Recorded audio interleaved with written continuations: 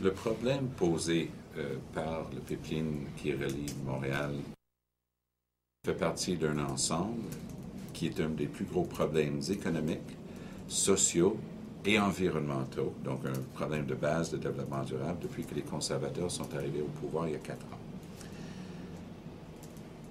4 nouveaux pipelines ont déjà été approuvés depuis l'arrivée des conservateurs pour pomper le pétrole brut des sables bitumineux vers les États-Unis.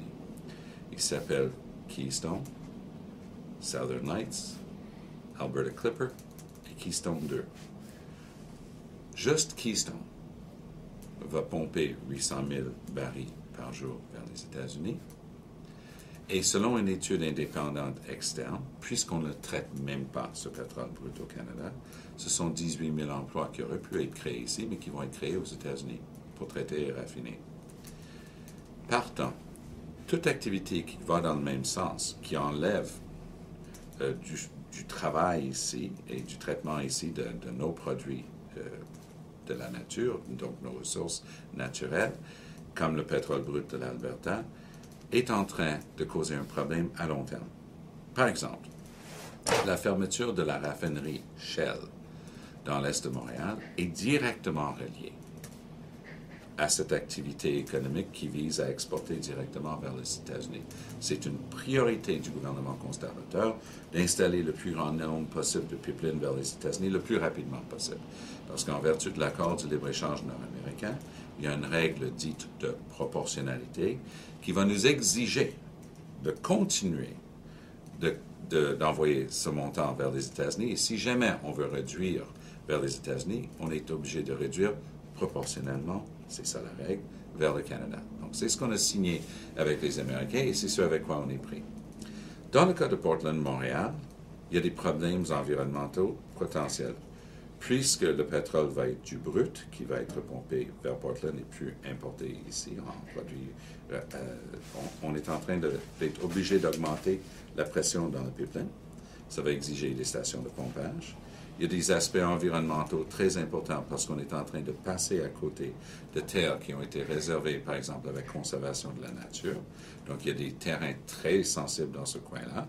Et on est en train vraiment de jouer avec le feu côté environnemental parce qu'effectivement, le pipeline date d'une autre ère. Le pipeline date des années 50. Donc, c'est vraiment un outil qui n'est pas du tout aux normes ni internationales. Et il y a des vrais dangers là-dedans. Mais puisque les conservateurs donnent comme priorité de toujours travailler dans le sens inverse de ce qu'il faudrait faire, c'est-à-dire que tout pays qui se respecte travaillerait, ajouterait de la valeur à ses propres richesses naturelles. Mais on est en train de faire l'équivalent avec notre pétrole, ce qu'on faisait toujours avec le bois, quand on exportait les bio complets pour être travaillés, traités, transformés aux États-Unis. Donc, c'est la continuation de cet esprit de coloniser qu'on a toujours vu. Et c'est tragique parce qu'on est en train d'affecter très négativement notre société en ce qui concerne la création d'emplois, un négatif. On est en train de nous affecter sur le plan économique. Les emplois ne sont pas créés ici, la richesse n'est pas ajoutée ici. Et bien entendu, on est en train de prendre des risques côté environnemental. Alors voilà un ensemble de raisons pour lesquelles nous, on s'oppose à ce qui est en train d'être fait dans le cas du pipeline Montréal-Portland, parce qu'il y a trop de dangers. Et ça se situe dans le droit fil d'une politique économique des conservateurs qui est en train d'avoir des effets désastreux. Parce qu'il y a non seulement la question de l'exploitation directe, mais le fait qu'on n'internalise pas les coûts environnementaux de la production de ce pétrole à même les sables bitumineux est un problème à long terme. L'internalisation des coûts est un principe de base du développement durable. Quand vous achetez un pneu, puis on vous demande quelques dollars de plus pour le recyclage et la disposition finale dans le cycle de vie de ce produit, tout le monde comprend que la personne qui prend le métro et l'autobus pour aller au travail, qui n'a pas de voiture, ne devrait pas payer à même ses taxes pour la disposition des pneus de ceux qui conduisent. Le monde comprend ce principe de développement durable et il est appliqué de plus en plus souvent. Pour ce qui est des sables bitumineux, on exploite massivement une richesse naturelle qui peut aider l'ensemble du pays. On est très choyé d'avoir cette possibilité de richesse. Mais on n'internalise pas les coûts environnementaux. Derrière les digues, qui, soit dit en passant, sont les plus longs barrages au monde, on a des bassins de décantation qui sont ni plus ni moins des mers intérieures aujourd'hui, qui renferment énormément de pollution qui n'est pas traitée de quelque manière que ce soit. Il est laissé là comme problème pour les générations futures. Donc, l'afflux de dollars américains pour acheter ce pétrole-là est artificiellement élevé parce qu'on n'a pas ajouté au prix, on n'a pas internalisé donc le coût qui serait de l'ordre de 4 dollars du baril, soit dit en passant, et donc affecterait très peu le coût à la pompe pour un litre d'essence. Mais puisqu'on ne l'internalise pas, il y a un nombre artificiellement élevé de dollars américains qui sont pompés en retour vers le Canada, en retour pour ce pétrole. Ces dollars américains font flamber encore la valeur de notre dollar, du UR canadien, à des sommets inégalés depuis 35 ans. Le dollar canadien élevé rend encore plus difficile l'exportation de nos produits manufacturiers et nos produits de la forêt. Avant que la crise actuelle ne frappe à la fin de 2008, le Québec et l'Ontario avaient déjà perdu 400 000 emplois dans les secteurs manufacturiers et forestiers.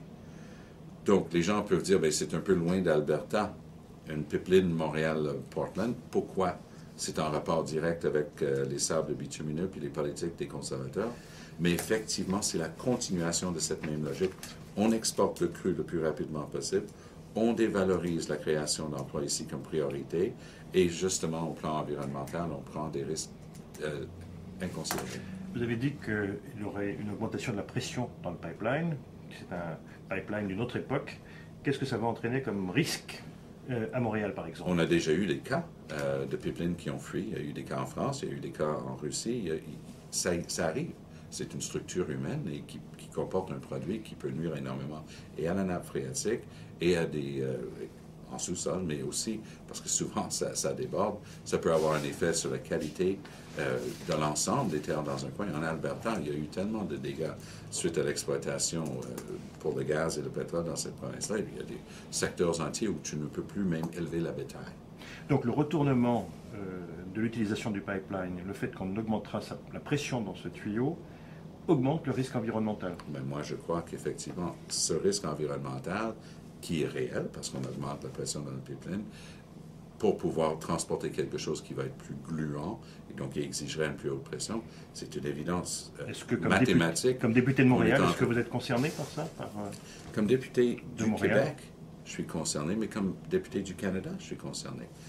Le Montréal subit les affres de l'ensemble de ses choix conservateurs. Ça affecte l'économie non seulement au Canada, mais particulièrement au Québec, à cause du fait qu'ils sont en train d'affecter notre dollar, notre capacité de travail manufacturier et forestier. Et un exemple récent, concret, dans le secteur pétrochimique, c'est la fermeture annoncée de la raffinerie Shell, qui va affecter tout le secteur pétrochimique de la région de Montréal. Donc, nous, on va être en train de créer de la richesse, des emplois dans ce secteur pétrochimique ailleurs en Amérique du Nord, mais on est en train d'exporter non seulement le produit brut d'Alberta, mais on est en train d'exporter nos emplois et notre richesse. Est-ce que le NPD à Montréal envisage de réagir contre cela sur la traversée de Montréal par le pipeline? J'ai parlé aujourd'hui même avec un de mes collègues députés provincial, un ancien collègue à l'Assemblée nationale, Pierre Paradis, de Brome-Missisquoi.